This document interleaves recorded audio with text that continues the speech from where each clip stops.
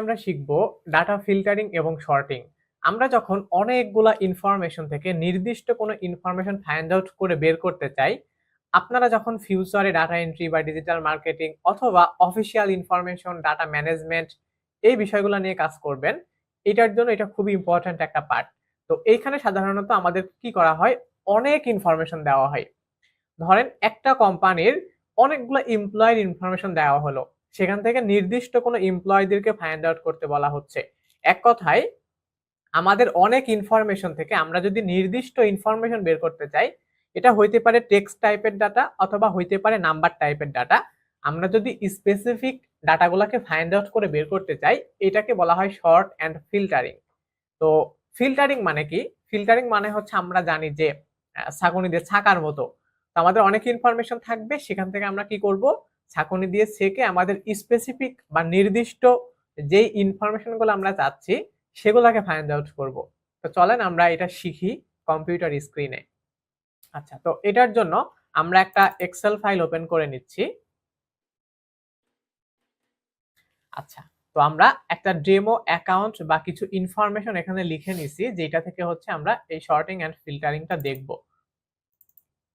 তো এটা আপনারা পাবেন কোথায়? আমরা এটা হোম মেনুর যদি একটু ডানের দিকে আসি, তো ডানের দিকে আসলে আমরা এখানে শর্ট অ্যান্ড ফিল্টার একটা অপশন দেখতে পারবো। এই যে শর্ট অ্যান্ড ফিল্টার। তো আমরা কি করব? আমরা হচ্ছে এটা এপ্লাই করব কোথায়?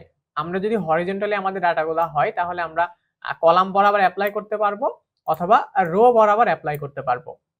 তো আমরা কি করব? এট ফার্স্ট যেখানে এপ্লাই করব আমাদের সেই কলামগুলাকে সিলেক্ট করব।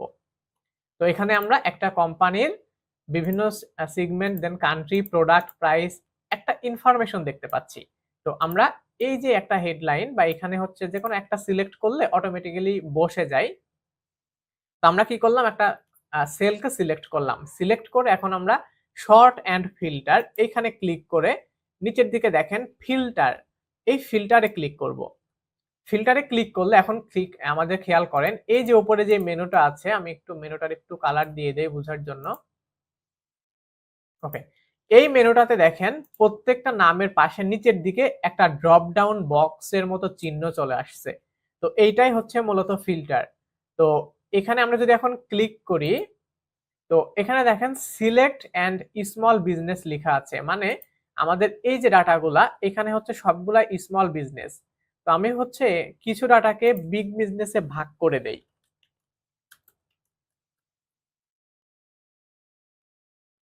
ওকে, দেন হচ্ছে এই সেম ইনফরমেশন সবগুলার কিছুগুলার ক্ষেত্রে বসাই দেই।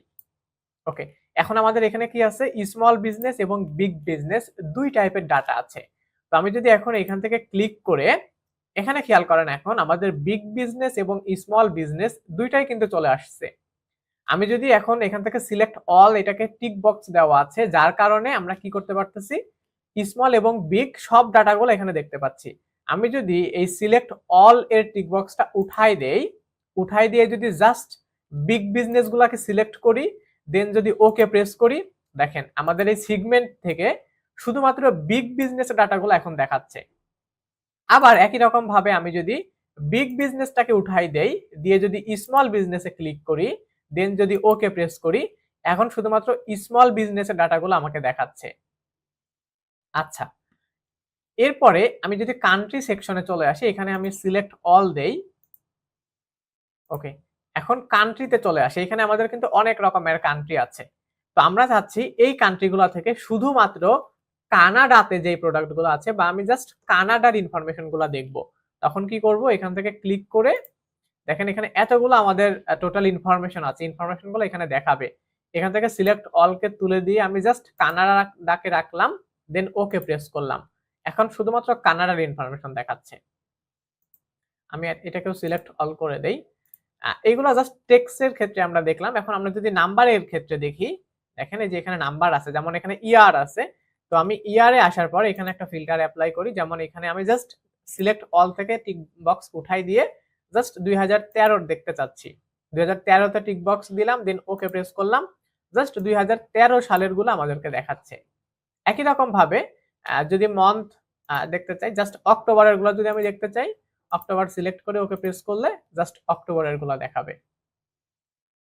তো এইভাবে হচ্ছে আমরা ফিল্টার করে ডাটাগুলোকে শর্ট করে নিজের মতো করে দেখতে পারি। তো এটাকে সিলেক্ট করে রাখলাম, এটাকে হচ্ছে অল দেই। আচ্ছা, এরপরে আরেকটা বিষয় আছে। আমরা জানি যে আমাদের নাম্বারগুলো দুই ভাবে হয়, যেমন এ টু জেড বা জে টু এ, অ্যাসেন্ডিং এবং ডিসেন্ডিং বলে।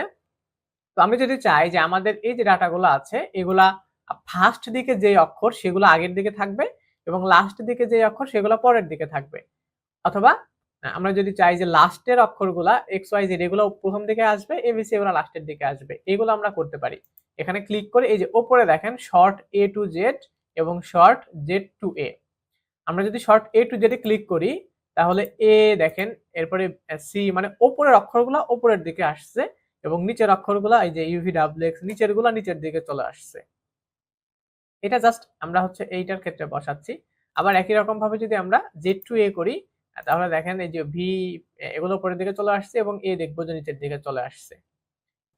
আচ্ছা, তো দেখেন যে ভি উপরের দিকে চলে আসছে। তো এইভাবে আমরা কি করতে পারি, আমরা একটা ডাটাগুলো থেকে বা ইনফরমেশন থেকে বিভিন্ন ফর্মুলা বা একটা থিওরি অ্যাপ্লাই করে আমাদের স্পেসিফিক ডাটাগুলোকে আমরা ফাইন্ড আউট করে বের করতে পারি। এখন আমরা যদি বিভিন্ন কালার অ্যাপ্লাই করে দিয়ে থাকি এখানে, যেমন এইটা হচ্ছে আমাদের ব্যাড, হ্যাঁ, দেন এইটা হচ্ছে গুড, এইটা হচ্ছে নিউট্রাল, এটা হচ্ছে গুড, এটা হচ্ছে আবার ব্যাড। তো এখন আমরা যদি কালার ধরে ধরে যদি এটা একটু করতে চাই যে এই কালারগুলো আগে থাকবে, তো এখান থেকে আমরা কি করব, শর্ট বাই কালার। তো এখানে আসার পরে দেখেন আমরা যেই ৩টা কালার নিয়ে কাজ করেছি এই কালারগুলো কিন্তু আমাদের এখানে দেখাচ্ছে। এখন আমরা হচ্ছে গ্রিন দিয়ে কিছু সিলেক্ট করছি গুড এবং পিঙ্ক দিয়ে কি সিলেক্ট করছি ব্যাড, আর ইয়েলো যেটা এটা হচ্ছে নিউট্রাল। আমি চাচ্ছি সবার প্রথমে আমাদের গুড গুলা থাকবে, তখন আমি এই যে গ্রিন বক্সের উপরে ক্লিক করলাম। এখন দেখেন যেগুলা গুড সেগুলো উপরের দিকে চলে আসছে। তো এইভাবে আমরা একটা টেক্সট কে, নাম্বার কে বা এভাবে একটা সেলকে কালার করে কালার ওয়াইজ বিভিন্ন ফরম্যাটে আমাদের ডাটাগুলোকে আমরা সুন্দর করে ফিল্টার করতে পারি এবং শর্ট করতে পারি আমাদের কাজের সুবিধার্থে। তো আজকে এই পর্যন্তই, দেখা হচ্ছে আগামী ক্লাসে।